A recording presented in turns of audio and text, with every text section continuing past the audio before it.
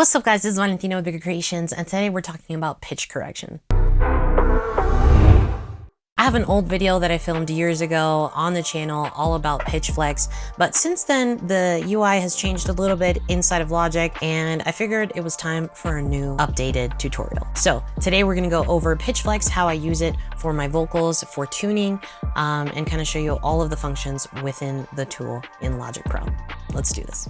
Here are the vocals that we're working with, really raw reference track, and these are the vocals that we're gonna tune.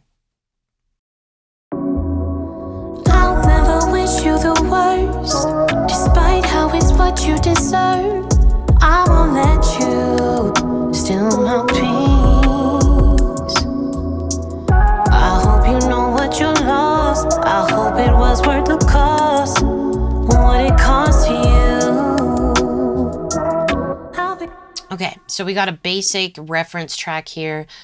Clearly you'd want to have a better take for your final product, but this gives you the perfect example. So just to kind of give you the finished product so you can listen to what we're going to be working on here, here's what it sounds like.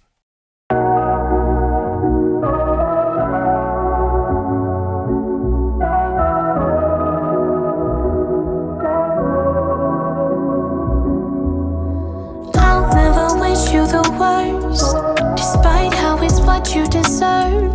I won't let you steal my peace. I hope you know what you lost. I hope it was worth the cost, what it cost to you. I'll be chilling, smiling, driving away.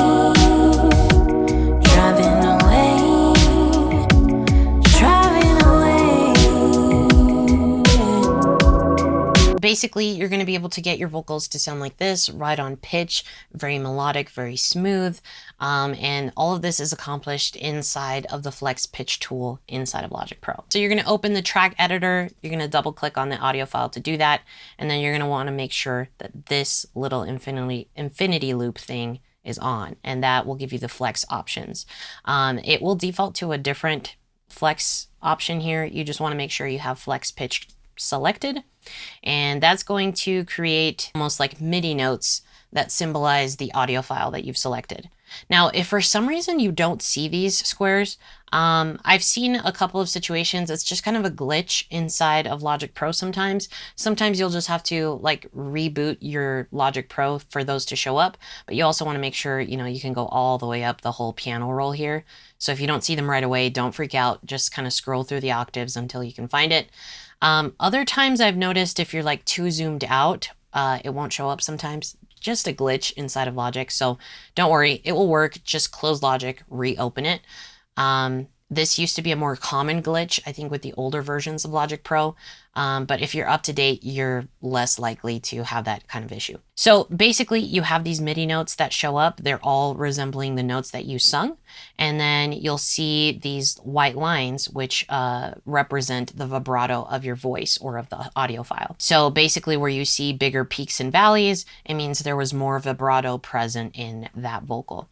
And then when it's flat, it means there wasn't that much vibrato in there. So we've got the raw file here, and now that we have it selected into Flex Pitch, we can select all of our notes here, Command A to do that, or you can use just selecting it like this.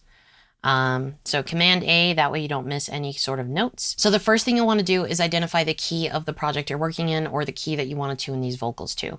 So in this case, I know that this is in the key of B major.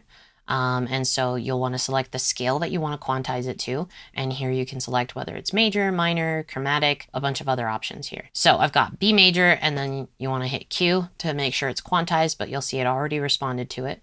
So what that's done is basically align the existing notes here in the recording to the nearest note that is within the B major scale.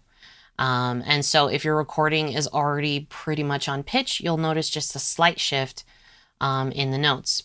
Now, when you look at the notes, when they're more solid, it means they are completely over that note. When you start seeing some white space in between there, it means, for example, here, the solid area is over more on this note than it is the note below it. And so it's not 100% in tune, even though we've quantized it to the actual scale. So that's where this knob right here comes into play, pitch correction. So now that we know every note is in the scale, but you know, some of them might be a little bit sharp, some of them might be a little bit flat, just because it's a vocal. You'll use the pitch correction scale to get those completely aligned with the notes. So as I do this, I'm going to run it to 100% and you'll see now there is no more white space. Now they are all solid notes. That means now we are 100% on the scale and quantized and pitch corrected. Something to keep in mind is that doing this is not a one and done deal. I mean, this is AI trying to figure what note you were trying to sing. So it's not going to be perfect. Sometimes it will identify an area as like one note when really you were doing like a vocal run there and it was supposed to be like 2 notes or 3 notes or 4 notes, but it will do its best. So it's going to be important that once you have the scale and the pitch correction set to 100%, you want to listen through the vocal and see if there are any problem areas. If your vocal is very clean, you're not likely to see too many areas where the AI didn't catch what it needed to catch. But still, from a stylistic standpoint, you're going to want to fine tune things. So that brings us to the fine tuning within flex pitch. This video is sponsored by DistroKid. DistroKid is an online distribution platform and one of the most affordable and fastest ways to get your music heard on all digital streaming platforms and stores. I've been using DistroKid for over a decade now, and every release that you can see on my Spotify, on my Apple Music, anywhere digitally was distributed by DistroKid.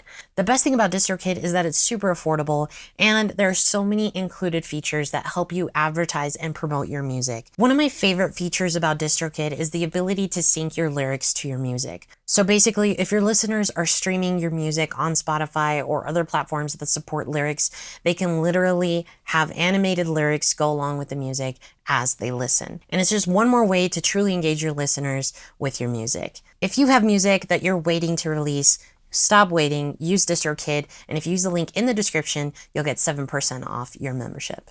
So now that we've got the scale quantized and the pitch correction to 100%, let's listen to the vocal and see where we're at. I'll never wish you the worst, despite how it's what you deserve. I won't let you steal my peace. I hope you know what you lost. I hope it was worth the cost, what it cost to you. I'll be chilling, smiling, driving away, driving. Okay, so it sounds a lot better. It's on key. What you'll notice is we still haven't addressed the vibrato. We haven't done anything with the white line. And typically, if you're talking about, you know, a standard pop record or pretty much anything these days, but yes, stylistically, depending on your genre, you might change the intensity at which you affect the actual vibrato.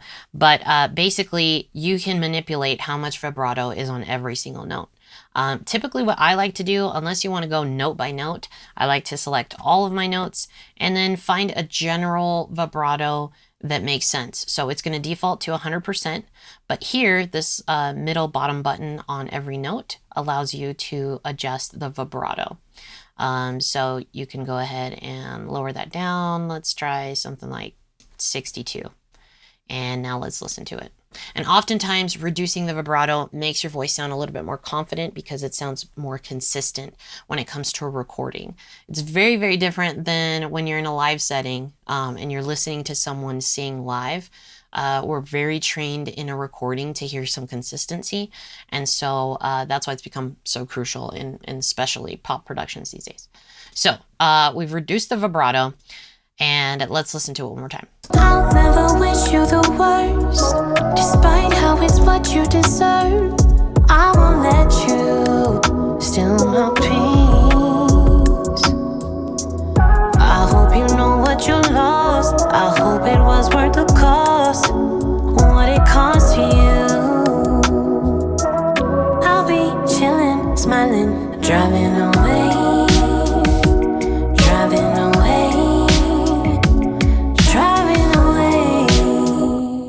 Okay, so right here in this example, we're not seeing any crazy issues with notes being in the wrong place.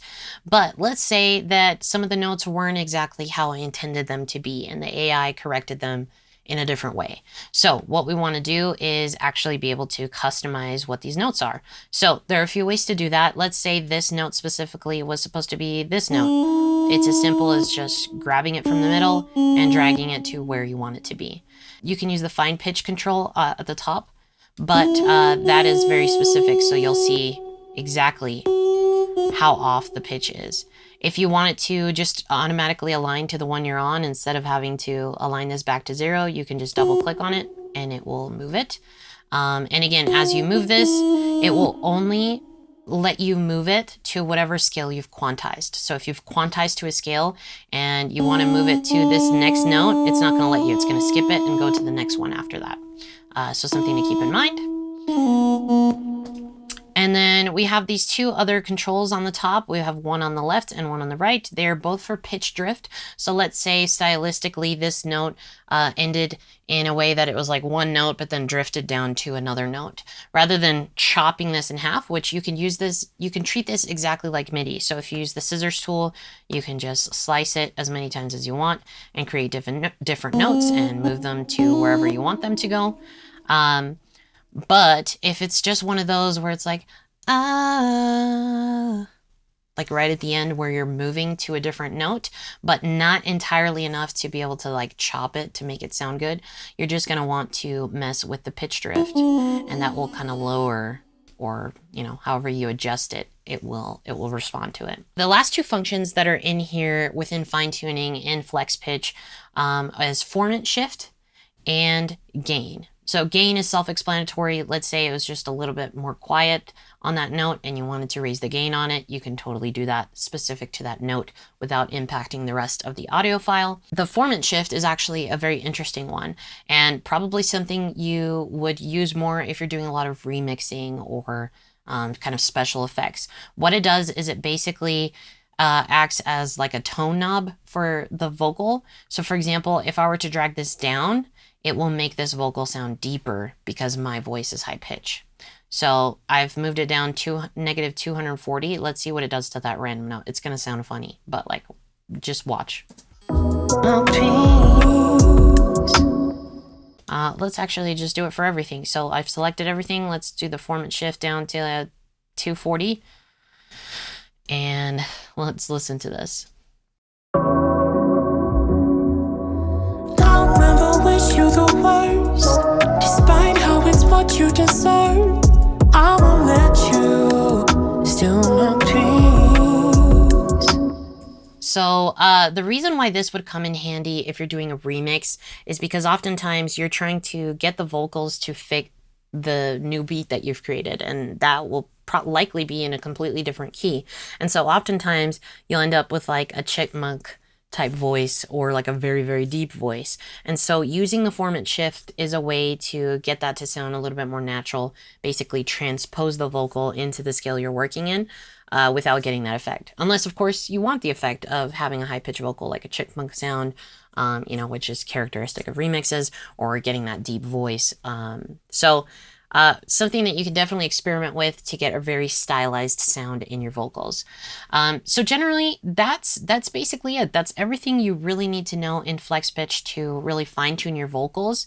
It's a very simple tool. I found that it doesn't actually take a lot of like CPU. And the nice thing about having it inside of Logic is that you don't have to use a third-party plugin like Melodyne or something like that. And nowadays, a lot of DAWs have something like this included in them. So most of them are designed very similarly. So these tools and functions could easily translate to whatever DAW you're using. The last thing in here that I don't really use often, because you know, I don't have a lot of latency issues or anything like that.